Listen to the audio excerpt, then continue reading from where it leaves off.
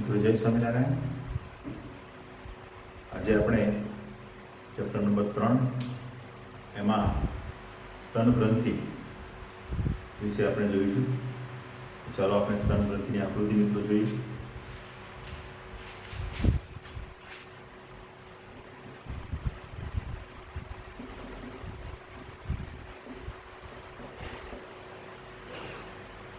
જો મિત્રો અહીંયા સમજી લઈએ કે સ્તન ગ્રંથિ સ્ત્રીની અંદર એક જોડ હોય. જમણી અને ડાબી તરફ એક મસલ્સના ભાગ જે છે એને આપણે સ્તન તરીકે ઓળખીએ છીએ.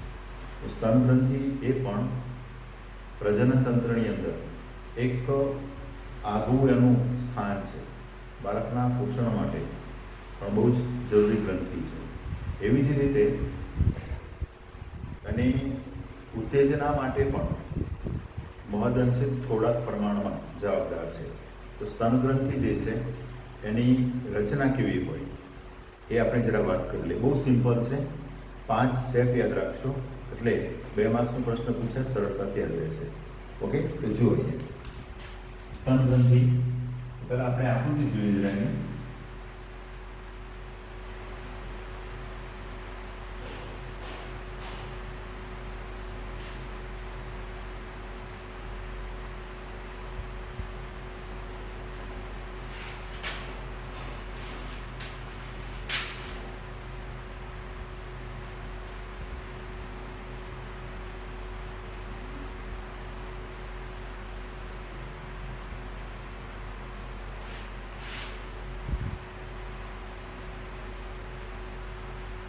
બહારનો જે ભાગ છે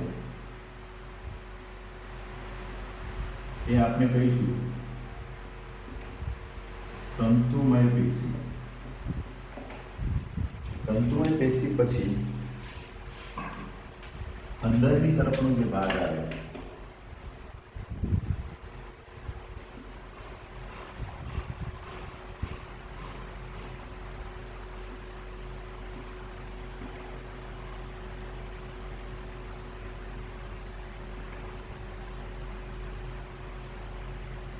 આ જે છે એ ફેટ અથવા મેલ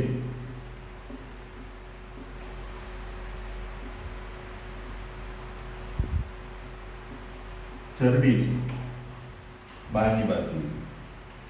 હવે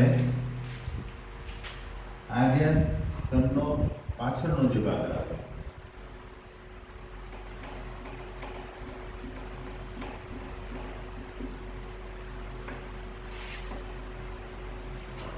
ત્યાં પેક્ટોરાલિસ મેજર સ્નાયુ છે. બરાબર, પેક્ટોરાલિસ યાદ રાખશો શબ્દ. ત્યારબાદ સૌથી બહારની બાજુ અંદરની તરફ એમાં અહીંયા આપણી જે રિબ્સ હોય પાંસળીઓ, તો આ જે થઈ અને પાંસળી છે અને એ જોડાણ ધરાવે છે એકબીજા સાથે. એ આંતર પાંસળી સ્નાયુ છે. તો મિત્રો આ સ્તનની અંદર બહારની રચના અને થોડીક અંદરની જોઈએ. હવે મેઇન વસ્તુ છે અહીંયા કે સ્તન જે છે પ્રત્યેક સ્તનની અંદર 15 થી 20 સ્તન ખંડ આવેલા હોય. એટલે પહેલી વાત આપણે સ્તન ખંડની કરીશું.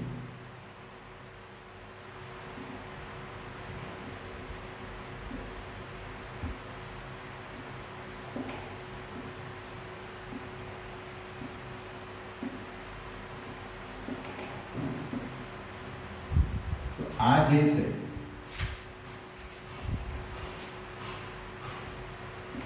એ સ્તનખંડો, સ્તન ગ્રંથિ જે છે એમાં લગભગ 15 થી 20 સ્તનખંડ આવેલા હોય. કેટલા? 15 થી 20 તાસ થયા સ્તનખંડો. હવે સ્તનખંડો જે છે એની અંદર એવા કોષોનો એક સમૂહ છે ખાડાની અંદર. તો અહીંયા આપણે જોઈએ આ સ્તનખંડ છે તો સ્તનખંડની અંદર પણ અહીંયા બધા કોષો આવેલા હોય. આ જે છે એક બધા કોષો છે. આ કોષો બનીને એક રચના બને છે. આ કોષો જે છે હંમેશા દૂધનો સ્ત્રાવ કરતા હોય. એટલે આ જે સ્નાયુતંતુ ખંડ છે એની અંદર કૂપ જેવો ભાગ બને, ખાડા જેવો ભાગ. તો આ કોષોના સમૂહથી જે રચના બને એ રચનાને આપણે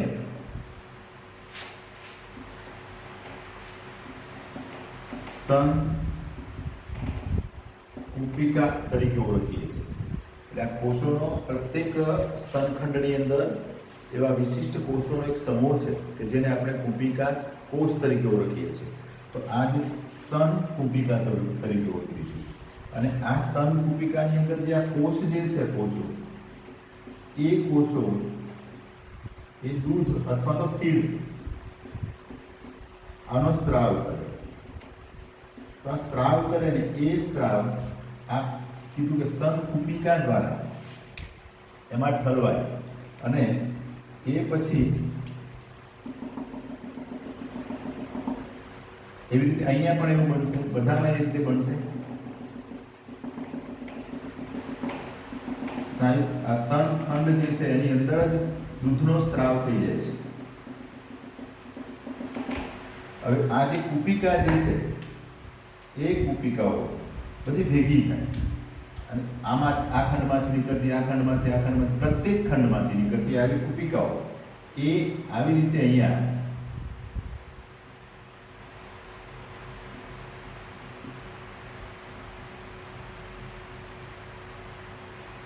આવી નલિકાઓ બનાવે.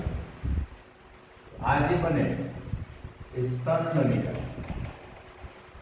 તો સ્તન નલિકાઓ જે છે પ્રત્યેક ખંડની અંદરથી જે દૂધનો સ્ત્રાવ થાય એ બધું એકઠું કરીને આ લાવે.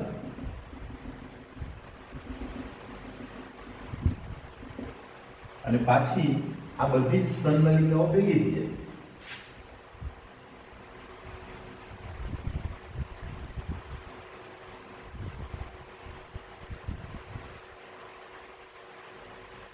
સ્તન નલિકાઓ એકબીજા સાથે જોડાઈ જાય અને જોડાઈને આગળના ભાગે અહીંયા આવી રચનાઓ બનાવે.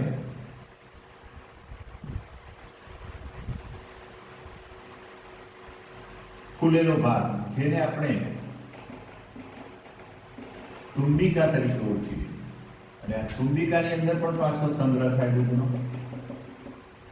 આ તુંબિકા જે છે એ છેવટે આ પ્રકારે અહીંયા બહારની બાજુએ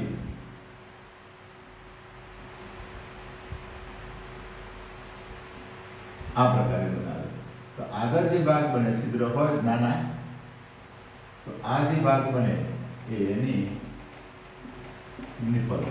તો આ નિપલ સુધી એનો એ દૂધ જે છે ફીડ, એટલે આ નળીઓ જે બની એ દૂધ નળી એ આમાં લાગશે અને ત્યાંથી નિપલ માર્ગે અહીંયા આવે. અને બાળક જ્યારે ભૂખ્યું થાય અને પોષણની જરૂર હોય એટલે આ નિપલને એ મુખમાં પોતાના હોઠ વચ્ચે એ દબાવે અને શોષણ કરે એટલે એને પોષણ મળી રહે. તો બહુ જ સિમ્પલ છે સ્તન ગ્રંથિ. તો મિત્રો આટલી જ વસ્તુ અહીંયા યાદ રાખીશું કે સ્તન ગ્રંથિ જે છે એની અંદર મુખ્ય વસ્તુ અહીંયા સ્તનખંડો, સ્તનખંડ પછી સ્તન કુપિકા, સ્તન કુપિકાઓ ભેગી થઈને સ્તન નલિકાઓ બનાવે. આ બધી નલિકાઓ, આ નલિકાઓ જોડાય અને આ પ્રકારે એક તુંબડા જેવો ભાગ બને ખોલેલો, એને આપણે તુંબિકા કહીશું. આ બધી ભેગી થાય અહીંયા જે નલિકા બનાવે દુગ્ધ નલિકાઓ કે નળી, અને એ બહારની બાજુ જ્યારે નીકળે છે સ્તનની ત્યારે એને આપણે નિપલ કહીએ છીએ. બરોબર. તો ત્યાં આગળ સુધી પહોંચે છે દૂધ અથવા તો ફીડ અથવા તો માનું પોષણ. તો એ જે બાળક જ્યારે એના મોઢાની અંદર આ નિપલ નાખીને શોષણ કરે ત્યારે દૂધનો સ્ત્રાવ જે થયો હોય એ અહીંયા સુધી પહોંચે, શક કરે એટલે એને પોષણ મળે. તો મિત્રો આમ આ સ્તન ગ્રંથિ વિશે આપણે જોયું. હવે બીજું, દુનિયામાં આના જેવી એન્ટીબોડી કોઈમાં નથી. માતાના દૂધની અંદર એટલી બધી રોગ પ્રતિકારક શક્તિ છે મિત્રો.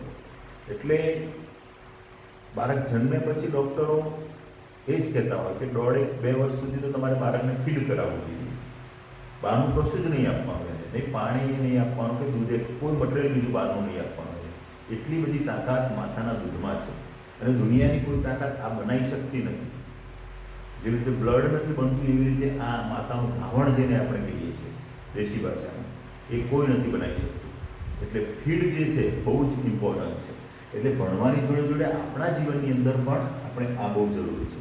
તો બાળકો તો એને પૂરેપૂરો હક છે પોષણ આપવાનો અને એને દવડાવવું જોઈએ, એને ફીડિંગ કરાવવું જોઈએ. બરોબર? ઓકે. તો હવે આ સ્તન ગ્રંથિ વિશે મિત્રો જો ફરીથી યાદ કરી લઈએ કે ભાઈ સ્તનખંડ, સ્તન કુપિકા, સ્તન નલિકા, પછી આ તુંબિકા, દુગ્ધ નળી અને નિપલ. આટલી જ વસ્તુ યાદ રાખવાની છે, 5-6 વસ્તુ બસ. પછી આકૃતિ તો તમે સ્કેચ કરશો. બહારની બાજુ આ મેદયુક્ત ભાગ હોય જે સ્તન હોય એની બહારનો ભાગ, પછી અંદરની બાજુ પાછળીઓ ભાગ આવે. આ પાછળી અને આ એની જોડા એક પાછળથી બીજી પાછળ જોડાય તો એની વચ્ચે આંતર પાછળી સ્નાયુ હોય અને અંદરની તરફે પેક્ટોરાલિસ મેજર સ્નાયુ આવેલા હોય. તો મિત્રો અહીંયા સ્તન ગ્રંથિ વિશે આપણે કામ પૂરું કરીએ છીએ. બધાને યાદ રહ્યું હશે? યાદ રહેશે? સારી રીતે આવી રીતે આકૃતિ દોરી દેવાની, નામકરણ અંદર જ કરતા જવાનું. એટલે તમને આકૃતિ મોઢે નહીં, પછી તમારે ટેન્શન થિયરી લેવાની જરૂર નથી. આકૃતિમાં નામકરણ બધા આવડતા હોવા જોઈએ કરવાના માટે. ઓકે. હવે આપણે જઈ રહ્યા છે જન્યુજનન અવસ્થા.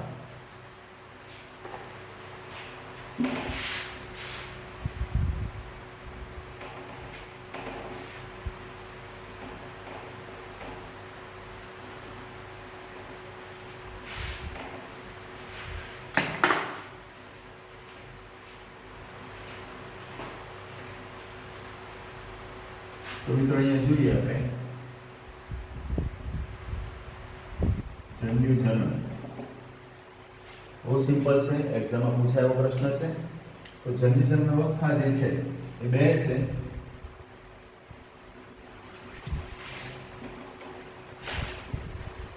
એક શુક્રકોષ જનન અને બીજું છે અંડકોષ જનન. આ નેક્સ્ટ ટાઈમ આપણે અંડકોષ જનન જોઈશું. આજે આપણે ભણીએ છીએ, સમજીએ છીએ શુક્રકોષ જનન. શુક્રકોષ જનનનો મતલબ થાય શુક્રકોષનું નિર્માણ. આને કહેવાય શુક્રકોષ જનન. શુક્રકોષ જનન, શુક્રકોષોને જન્મ આપવો, પેદા કરવા, નિર્માણ કરવું. અને આ હંમેશા નરની અંદર થાય. આ જે છે એ માદામાં થાય. અંડકોષ એ પણ એ પ્રકારે અંડકોષનું નિર્માણ કરે છે, એને કહેવાય અંડકોષ જનન. શુક્રકોષનું નિર્માણ કરે એને કહેવાય શુક્રકોષ જનન. મિત્રો આપણે આગળ પણ ભણી ગયા, એ રચના હું ફરીથી તમને યાદ અપાઈ દઉં. તો એ જો આ પ્રકારે આપણે વાત કરેલી કે શુક્રોત્પાદક નલિકા,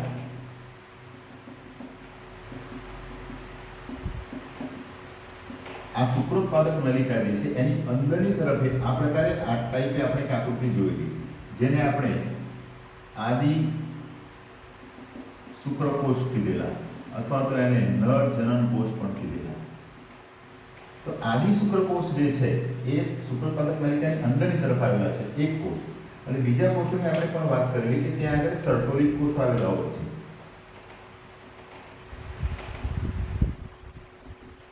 સર્ટોલિક કોષો. તો આપણે આની પણ વાત કરી કે પોષણ આપવાનું કામ કરશે કોને? શુક્રકોષોને. અને શુક્રકોષ જનનની અંદર એ નિર્માણની ક્રિયામાં ભાગ લેશે. તો બે ટાઈપના કોષો થયા, આદિ શુક્રકોષ અને બીજો સર્ટોલિક કોષો. તો અહીંયા સૌપ્રથમ આપણે આદિ શુક્રકોષ જે છે તો રચના જોઈએ શુક્રોત્પાદક નલિકા. શુક્રકોષો જ્યાંથી ઉત્પન્ન થાય એને આપણે કહેવાય શુક્રોત્પાદક નલિકા, શુક્રકોષો ઉત્પન્ન કરતી નલિકા. ઓકે. હવે આદિ શુક્રકોષ અને સર્ટોલિક કોષો. તો આ જે છે સૌપ્રથમ આદિ શુક્રકોષો રંગસૂત્રની બાબતની અંદર વાત કરીએ આપણે, ક્રોમોઝોમ બાબતમાં, રંગસૂત્ર બાબતમાં. તો શરૂઆતમાં એક 46 રંગસૂત્રો હશે, यानी કે દ્વિકીય એટલે 2n હશે. તો આ પ્રકારે આદિ શુક્રકોષ છે. હવે આદિ શુક્રકોષ જે છે એમાંથી આપણે પુખ્ત પરિપક્વ શુક્રકોષ સુધી આપણે ક્રિયા સમજવાની છે. અને આ બધી ઘટનાઓ મિત્રો યૌવનારંભ એડલ્ટ થાય વ્યક્તિ ત્યારે જ થતી હોય છે. તો આપણે શુક્રકોષ જનનની ક્રિયા ચાર્ટ દ્વારા આપણે જોઈ લઈએ મિત્રો, બહુ સરસ છે, યાદ રહી એવી છે.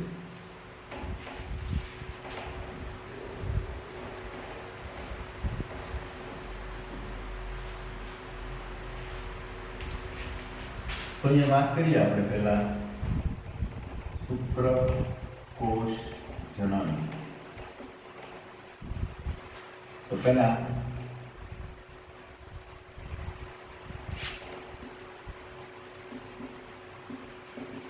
આદિ શુક્રકોષ, ધ્યાન આપશો, બહુ સિમ્પલ છે. આદિ શુક્રકોષ જે છે સંભાજન, એના કોષો શું પામશે? સંભાજનની ક્રિયા કરશે. એટલે આ એક કોષ છે, એની અંદરથી આ પ્રકારે આ બધા જ રંગસૂત્રોની બાબતમાં 46 છે, એટલે કે 2n છે. સમસૂત્રી ભાજનની ક્રિયા થાય. આદિ શુક્રકોષ, આ શુક્રકોષ ચરણ કે અંડકોષ ચરણ જે છે મૂળભૂત 3 તબક્કામાંથી પસાર થાય. એક તો ગુણન તબક્કો,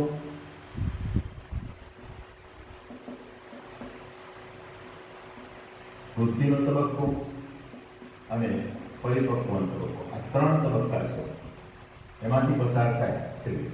તો અહીંયા આપણે જોઈએ, ચોપડીમાં નથી, જૂની ચોપડીમાં હતું એટલા માટે જરા યાદ કરાવ્યું અને સમજવા માટે સારું છે. તો આદિ શુક્રકોષ એ સંભાજનની ક્રિયા કરે, એટલે એની અંદરથી આ પ્રકારે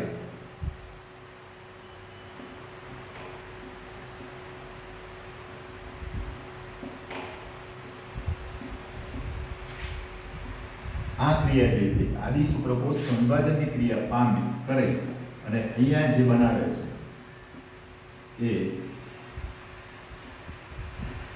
પ્રાથમિક પૂર્વ શુક્રકોષ. આ પણ 2n છે. પ્રાથમિક પૂર્વ શુક્રકોષનું નિર્માણ થાય. તો હવે આ જે 4 બન્યા પ્રાથમિક પૂર્વ શુક્રકોષ, એટલે હવે પ્રાથમિક પૂર્વ શુક્રકોષ જે છે એનું પ્રથમ અર્ધીકરણ થાય અને આ પ્રાથમિક કોષ એ કદમાં મોટો બને, એનો વિકાસ થાય. એટલે આ તબક્કો એ વૃદ્ધિનો આવે. આમાંથી કોઈ પણ એક 4 છે એમાંથી કોઈ પ્રાથમિક પૂર્વ કોષ તરીકે વર્તશે. એટલે આપણે આને લઈએ, આ જે છે એમાંથી આવી રીતે આવા 2 બને. તો આ જે બને છે, તો આ જે બન્યા પ્રાથમિક પૂર્વ શુક્રકોષની અંદરથી આ પાછા n ટાઈપના બનવાના. એટલે આ પ્રાથમિક હતો, આ દ્વિતીય પૂર્વ શુક્રકોષ બન્યા. આ દ્વિતીય પૂર્વ શુક્રકોષ જે બન્યા છે એનું દ્વિતીય વખત અર્ધીકરણ થાય, અર્ધીકરણ 2 થાય. હવે આ જે થાય એની અંદરથી એક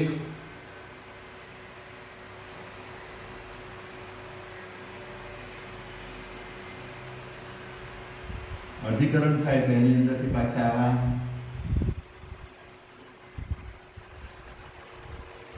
4 જે બને છે, આ જે બને પ્રશુક્રકોષ, અને હંમેશા પ્રશુક્રકોષ અચલિત હોય, ધ્યાન રાખજો. આમ જનરલી વાત આપણે આવે તો શુક્રકોષ હંમેશા ચલિત હોય, જ્યારે પ્રશુક્રકોષ અચલિત હોય.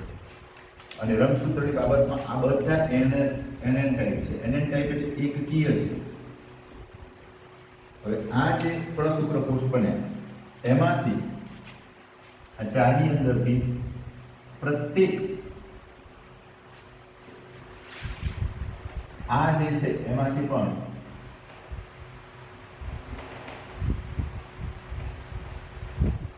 આવા 4 શુક્રકોષ બને છે. આ જે ક્રિયા થઈ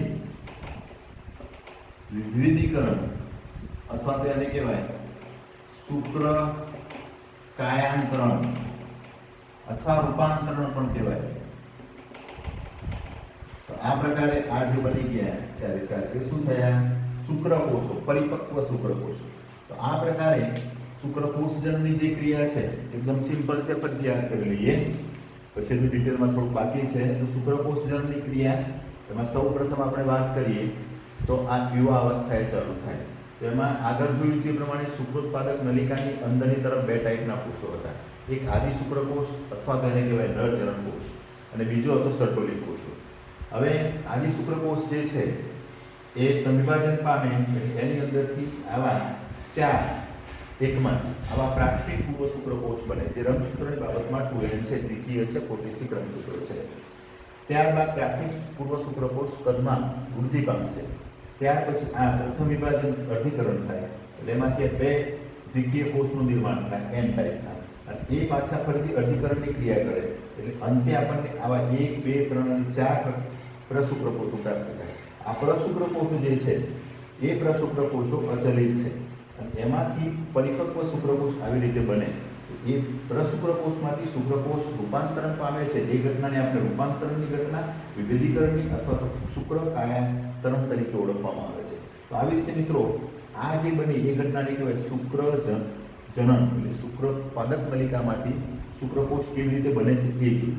અને આપણે આગળ ભણી ગયા હતા આ બાબતમાં કે શુક્રકોષ જનન જે છે એ શુક્રપિંડમાંથી શુક્રોત્પાદક નલિકાઓ જે છે, શુક્રકોષો ઉત્પન્ન કરતી નલિકા એટલે શુક્રોત્પાદક નલિકા, એની અંદરથી શુક્રકોષો ક્યાં જાય? પહેલાં કીધું એ પ્રમાણે અધિવૃષણ નલિકા, ત્યાં પછી એના પછી આપણે ક્યાં જશે? શુક્રવાહિનીમાં. શુક્રવાહિનીમાંથી એ મૂત્રાશયની પર પાસ બનાવે અને શુક્રાશય છે, બરોબર છે, એ રસનો સ્ત્રાવ કરે અને એમાંથી શુક્રકોષોની સાથે પ્રવાહી ભરે એટલે વીર્ય બને છે.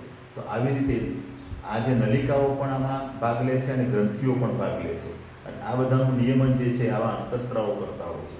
તો મિત્રો આપણે શુક્રકોષ શું છે અને કેવી રચના હોય એ આપણે શુક્રકોષની આંતરિક રચના આપણે જોવાની છે. તો ફરીથી યાદ અપાઈ દઉં, આદિ શુક્રકોષ સંવિભાજનની ક્રિયા કરે એટલે પ્રાથમિક પૂર્વ શુક્રકોષ બને, એ પાછો કદમાં મોટો બને, એનું પ્રાથમિક પૂર્વ શુક્રકોષનું પ્રથમ અર્ધીકરણ થાય એટલે n ટાઈપના એકકીય દ્વિકીય પૂર્વ શુક્રકોષ બને, એ પાછા ફરીથી આવું અર્ધીકરણ થાય, અર્ધીકરણ 2, એટલે એની અંદરથી આવા 4 પ્રશુક્રકોષોનું નિર્માણ થાય. અને આ પ્રશુક્રકોષો અચલિત છે. પ્રશુક્રકોષની અંદરથી આવા શુક્રકોષનું નિર્માણ થાય, પરિપક્વ શુક્રકોષ, બરોબર. તો આ ઘટનાને આપણે રૂપાંતરણ, વિભેદીકરણ અથવા તો શુક્ર કાયાંતરણ તરીકે ઓળખવામાં આવે છે. આ માટે પણ કેટલાક ઉત્સેચકો અંતઃસ્ત્રાવો જવાબદાર હોય છે.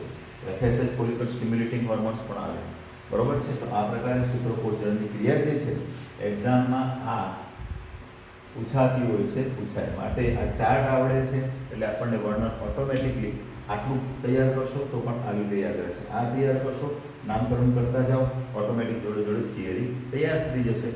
તો આ પ્રકારે આજે આપણે શુક્રકોષજનનની ક્રિયા અને સ્તન ગ્રંથિ વિશે આપણે મિત્રો જોયું છે, બરોબર છે. તો આપણને સ્તન ગ્રંથિ અને શુક્રકોષજનન તો બંને થોડુંક રિપીટેશન કરી લઈએ. તો સ્તન ગ્રંથિ જે છે એમાં સ્તન ખંડો 15 થી 20 આવેલા હોય, ત્યાર પછી સ્તન કુપિકાઓ હોય, સ્તન નલિકાઓ હોય, પછી તુંબિકા હોય, અને દુગ્ધનળી હોય, નલિકા હોય, અને છેલ્લે જે સ્તનનો ઉપરનો જે નિપ્પલનો ભાગ છે એ બહારની તરફ આવેલો હોય, અને એની અંદર આવતા સ્તન જે બહારની બાજુનો જે પોચો ભાગ હોય છે એ મેદયુક્ત પેશી હોય, અને અંદરની તરફ જે સ્તન છે તો તે પાંસળીથી જોડાયેલો હોય. તો આ પ્રકારે ત્યાં આગળ પણ પેક્ટોરિયલ મેજર સ્નાયુથી જોડાયેલા હોય છે. તો એ સ્તનની આપણે વાત કરી, અને હંમેશા સ્તન જે છે એ બાળકના પોષણ માટે બહુ જ જવાબદાર ઘટક તરીકે, અંગ તરીકે આપણે વાત કરીશું. હવે શુક્રકોષજનન જનની અંદર 2 અવસ્થાઓ જોઈ, શુક્રકોષજનન, અંડકોષજનન. તો આજે આપણે શુક્રકોષજનનની મિત્રો વાત કરી. ફરીથી જોઈ ગયા આદિ શુક્રકોષ સંવિભાજનની ક્રિયા, રંગસૂત્ર બાબતમાં 2n, દ્વિકીય 46, પછી પ્રાથમિક એમાંથી પ્રાથમિક પૂર્વ શુક્રકોષ બને, એની અંદર પ્રથમ અર્ધીકરણ થાય એટલે NN ટાઈપના એકકીય દ્વિકીય પૂર્વ શુક્રકોષ બને, એ પાછું અર્ધીકરણ પામે એટલે એમાંથી 2 અને પછી અંતે 4 પ્રશુક્રકોષનું નિર્માણ થાય. પ્રશુક્રકોષ અચલિત હોય અને એમાંથી આ શુક્રકોષનું રૂપાંતરણ થાય છે, પરિપક્વ. તો આ ક્રિયાને આપણે વિભેદીકરણ અથવા રૂપાંતરણ અથવા તો શુક્ર કાયાંતરણ, કાયા શરીર શુક્રકોષમાં રૂપાંતરણ થયું માટે, તો આ ઘટનાને આપણે શુક્રકોષજનન તરીકે ઓળખીએ છીએ. બહુ જ ઇમ્પોર્ટન્ટ છે. હજુ આપણે આમાં થોડું બાકી છે, બરાબર, પણ સમયના અભાવે અથવા તો આપણે ટાઈમ બાઉન્ડિંગ છીએ એટલે શુક્રકોષજનનની ક્રિયા તો મુખ્ય પૂરી થઈ ગઈ છે.